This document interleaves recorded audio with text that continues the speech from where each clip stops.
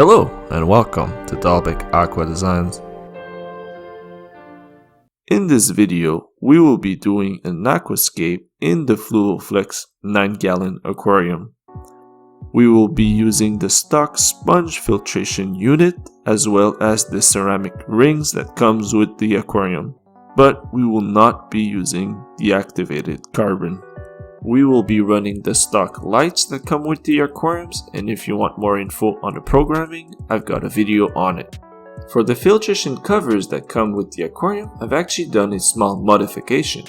I've cut bits of Biofoam U4 from Fluval to add more mechanical filtration to the aquarium.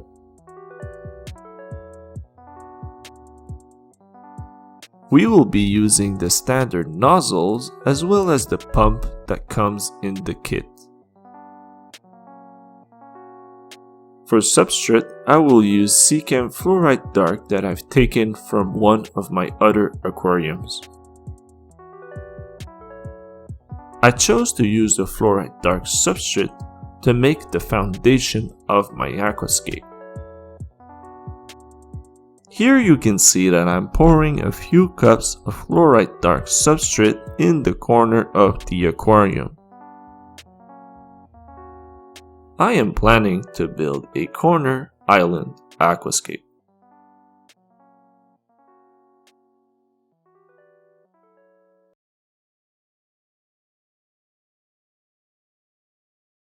For the hardscape, we will be using leftover dragonstone that I have, that we will also break down into smaller pieces.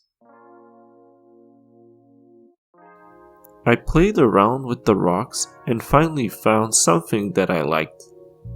Here you can see that there's a back section that I will be using for plants, and there's lots of small pieces that I've added up. It was hard to make them stick together, so here you can see that I'm pointing different spots that are white. This is because I've used the Flourish glue to glue the rocks together. And remember to wear gloves when you're using that stuff. Here you can see a very interesting piece of grapevine deadwood that I found in one of my local fish stores. I've also found another piece that's quite interesting and looked like a snake. I will be using both of them in my aquarium.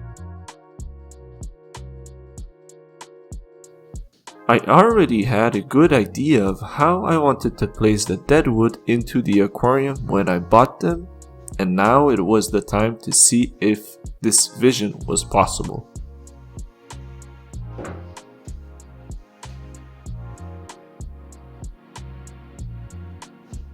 I plan to use the piece of deadwood that looks like a hollow trunk to be the main focus of the aquarium, and use the other piece of deadwood to give it more depth.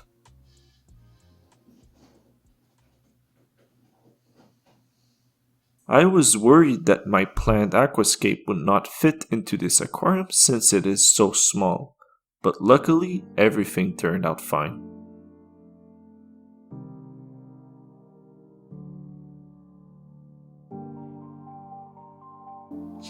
I soaked the deadwood in tap water for a few days so that it would sink. The big piece was sinking already, but the smaller piece was not. And so I will have to use a rock to put it in place into the aquascape. For the planted section in the back, I decided to fill it up with Fluval stratum. I also found a nice piece of dragonstone that I decided to add to this part of the aquarium. For the planted section in the back, we will be using dwarf chainswords.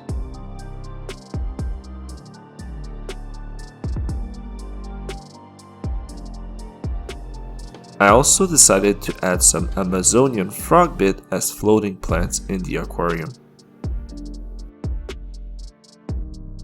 On the next day, the water from the aquarium was now much clearer, and it was now time to add the epiphyte plants. The plants that I will be using are Anubias nata, specifically the one with the round leaves.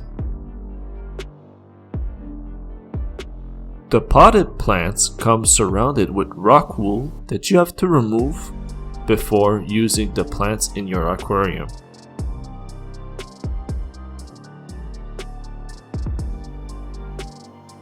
Now that my plants were ready, it was time to attach them to the aquascape. To do so, I'm gonna use the flourish glue that I presented previously to attach the Anubias to rocks or the dead wood.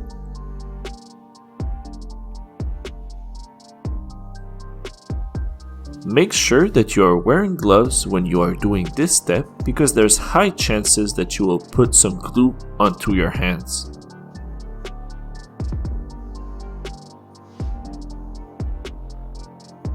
It is essential to pick the right spot for your plant because the glue will harden almost immediately on contact.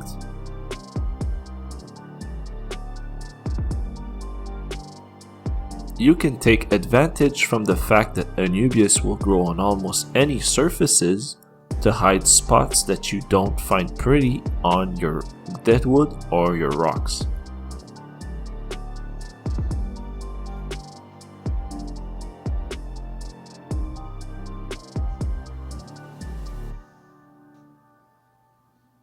A cool trick that you can do with Anubias is to glue it to a rock, and then you can move the rock wherever you want.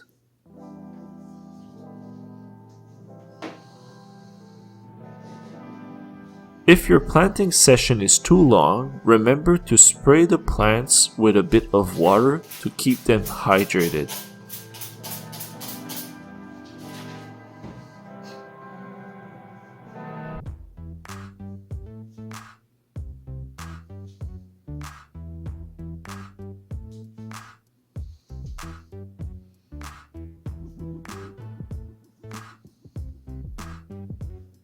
It happens that sometimes the plants just don't stick right away to the rock, and so you have to press on it for a while.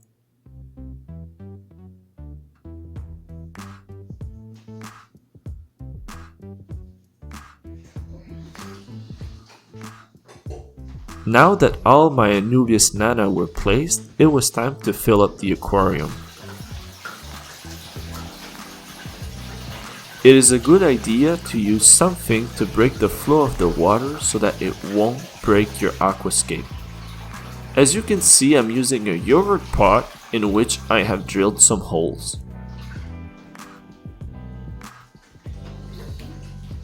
If you have a fluval flex or an aquarium with a sump, you can also put the water directly into the sump without disturbing the aquascape.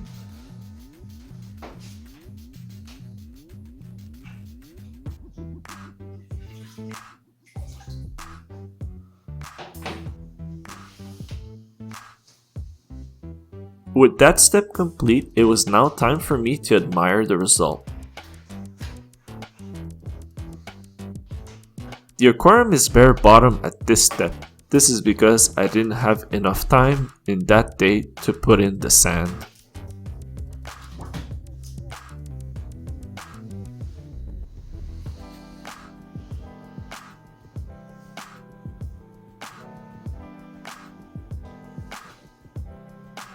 In this closer look, you can see all the Anubias nata that I've attached.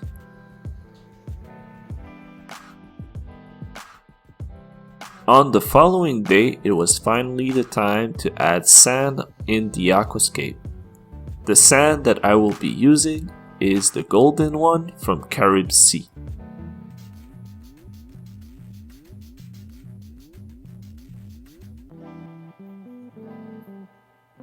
To make it easier for you to add sand to your aquarium, I suggest that you use a small cup.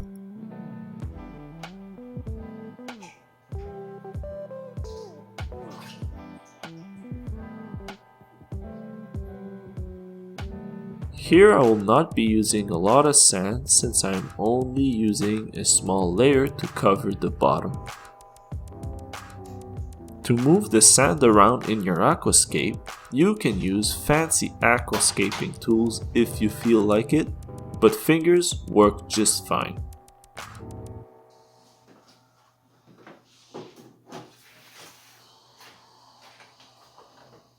The aquascape is now finished, but we're gonna have to wait at least a day for the water to clear up.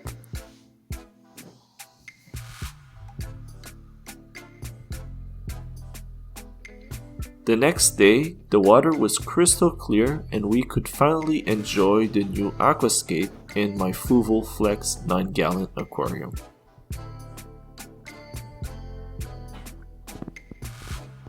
Can you guess what are the fish that I'm going to put in this aquarium?